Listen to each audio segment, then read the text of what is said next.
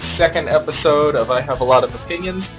Last week's episode, the first episode, probably generated some discussion, which I'm very happy about, and it was a bit of a contentious subject. So this week I'm going to talk about something that people will probably get just as fired up about. Marvel Cinematic Universe villains, and why so many of them suck. So recently I saw Doctor Strange, which I believe at the time of recording is the most recent Marvel Cinematic film, and it was alright. You know, the visuals were stunning, as they were always going to be. Cumberbatch pleasantly surprised me. I didn't expect to like him very much, but he was pretty good.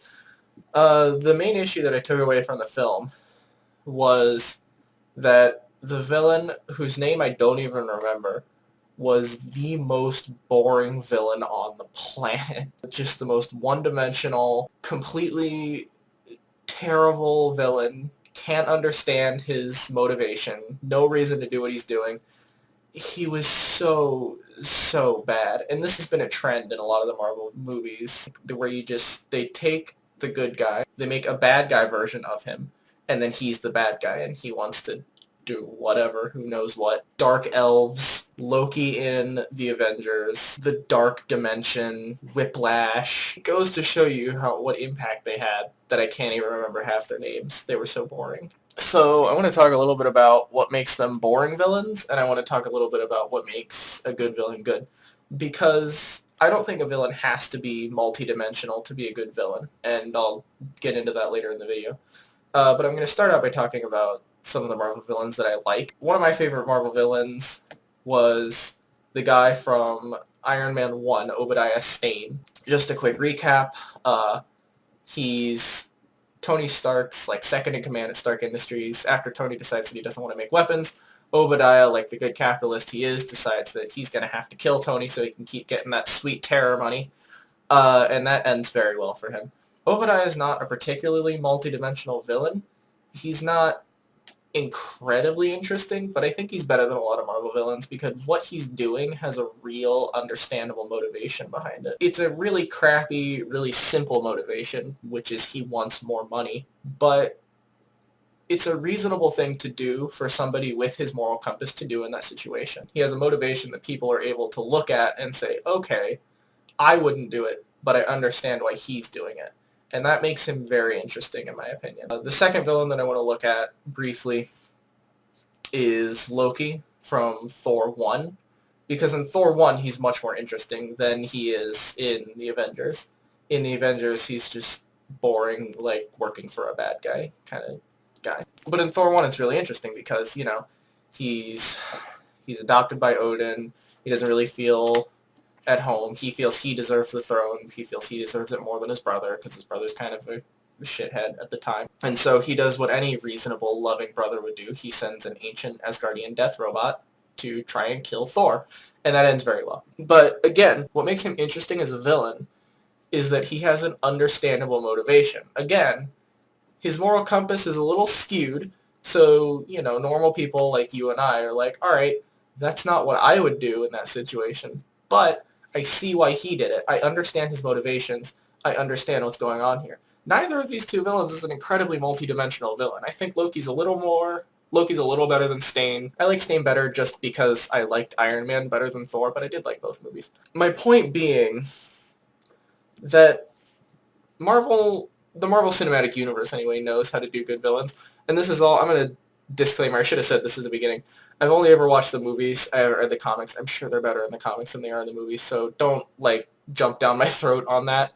I'm going to say right now, I'm sure that they're better in the comics, but I'm just talking about the movies. I think that they're interesting villains because they have understandable motivations, and their motivations relate to their skewed moral compasses and their skewed sense of, I guess, elevation. They kind of overreact, but it's an understandable thing that a person could do. You look at the dude from Doctor Strange, for instance. What's he want to do?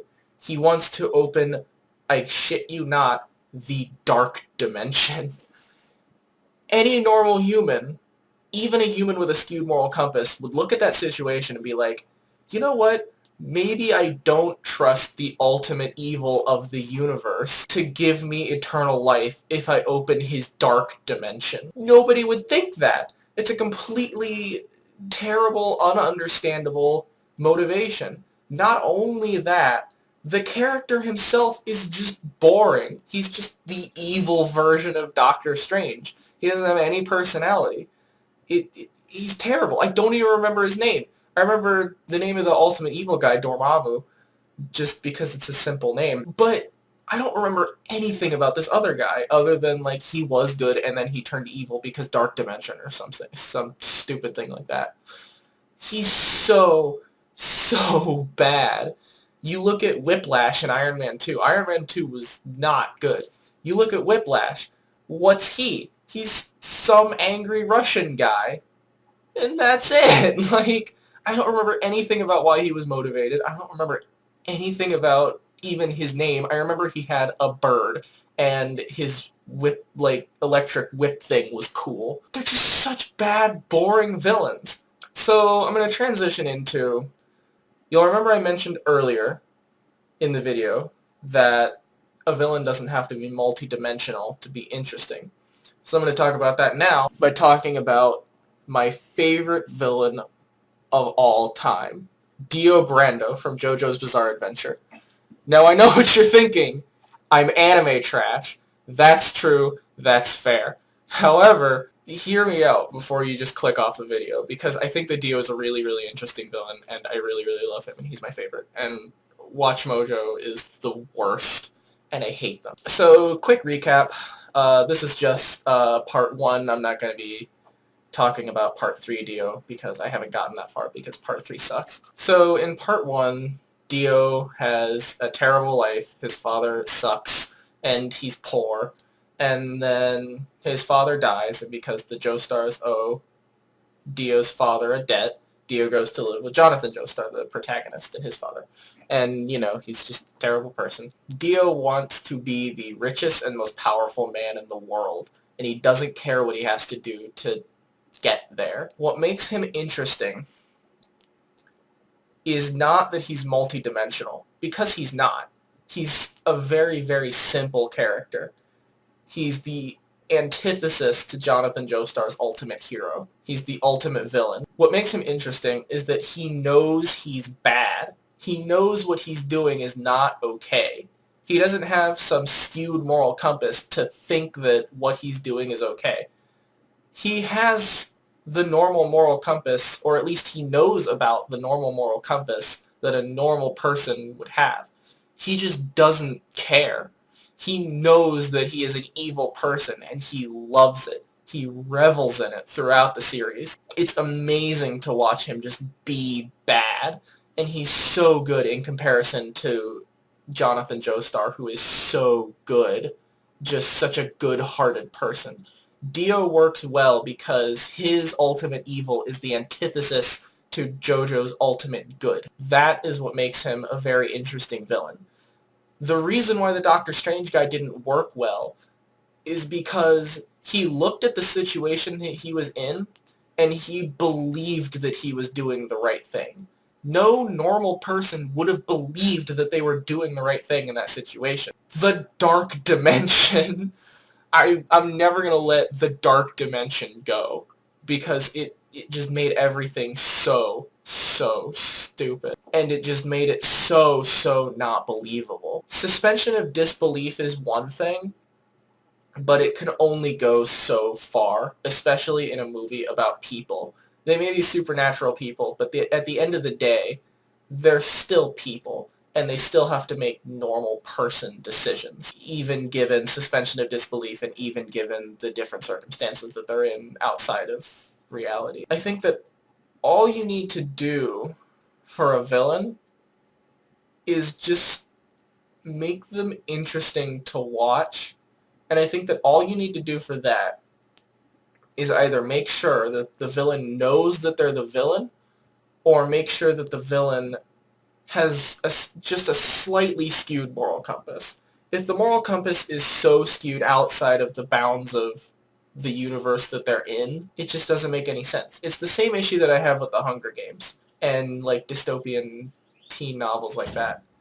You look at that, and it's like, there's absolutely no way that an entire nation of people would buy into ritualistically killing children for sport. There's absolutely no way that would happen. Just outside the bounds of reality and outside the bounds of that universe. It doesn't make any sense. That's the issue that I have with that. It's the issue that I have with Doctor Strange. It's the issue that I have with Loki and the Avengers. It just doesn't make sense for them to be making these decisions, given their character, given the universe, given the situation. It wouldn't make sense for somebody in Dio Brando's position to be making the decisions he's making unless they know that they're wrong and they've decided that they don't care. Not only that, JoJo's Part 1 makes a point of making sure that it becomes the ultimate good versus evil story. And it has the ultimate good in Jonathan Joestar. He's just the perfectly lawful good person that he needed to be. To counteract that, they needed the ultimate evil, and they gave us Dio Brando, and he worked so well. Western writers and Marvel movie writers in particular could learn quite a lot from looking at some other media and looking at how other media handles villains. Because when you don't try to make your villain likable, then you open yourself up to creating a villain that's interesting to watch because of how bad they are. If you take a person who's supposed to be the bad guy and you try your hardest to make them likable and make them like reasonably understandable, like a reasonable person would do that kind of thing, then you just confuse your viewers. And you make it so that they don't know how to feel about this villain, and then they just forget them. So yeah, that's my little diatribe on villains. I think about this a lot, and I just wanted an excuse to talk about Dio Brando for 5 minutes at you, because I love him, and anybody who knows me knows that I love Dio Brando. He's on my phone wallpaper. That was all for this episode. I'll see you in the next video. Quick note, I think I'm going to be, while I'm in school, I'm going to be changing my upload schedule from Monday, Wednesday, Friday to just Monday, Friday, to kind of lessen the workload on me because I have a lot of schoolwork to do as well. I'll see you in my next video. Think hard, think smart, and I'll see you later. Bye.